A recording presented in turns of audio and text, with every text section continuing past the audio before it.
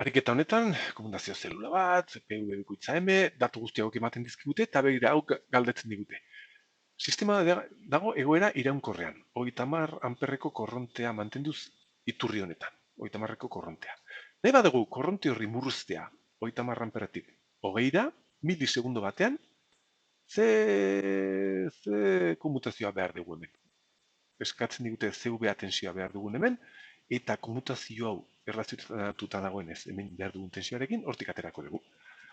Begira, egoera hauxe da. Badaukagu ibi edo IL dela denbora ia.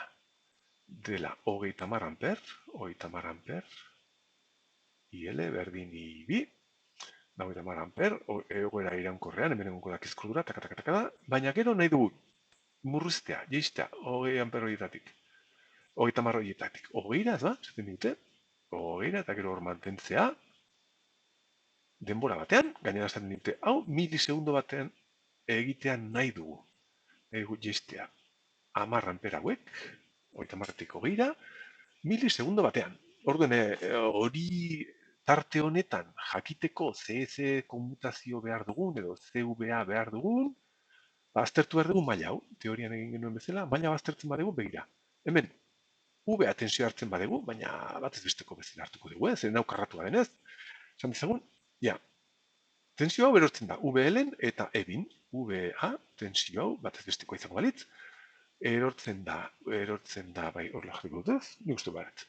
VL-en, gehi, EBI, iturrian, ja ematen digutela, 142, hemen VA jartzen badugu VL bere bobinaren tensioaren bera, izan behar dugu L bider intensitatearen derivatua zati T, oza, L bider intensitatearen, bobinaren intensitatearen derivatua, gehi, bi. Eta hau, erabili behar dugu, UBA kalkulatzeko tarte honetan. Zeren begira, hemen, badakigu, malda hau dela intensitatearen, bobinaren intensitatearen derivatua da malda hau. Malda hau, hau, zati hau. Osea, da, intensitate tarte hori, zati denbora hori, zati T bat. T bat. Beraz, grafika honetatik atera dezakigu hau, eta L badakigu, ebi ere bai, eta atera dezakigu, bat besteko VA tensioa, eta horrekin lan zikloa. Orden, L zen bada, ematen digute L, 2 milihenrio. L da 2 milihenrio bider. Intensitatearen derivatua edo malda, hause, hementxe, grafikoki atera dezakigu. 10 zati milisegundo bat. Hau da, intensitatearen derivatua. Gehi, ebi, 142 voltio, hori da, eta hau, itxonkito, malda, negatibo, kontu zen, hemen nabi grafiko egitena positibo egite, baina malda hori negatiboa da, jeitsi egin behar zaigu. Beraz, malda hau negatibo izango zen, eta hau niri ateratzen zait, 122 voltio. Tensio hau, 122 voltio izan beharko zen, intensitatea milisegundu batean 10 amper jeisteko. Bale.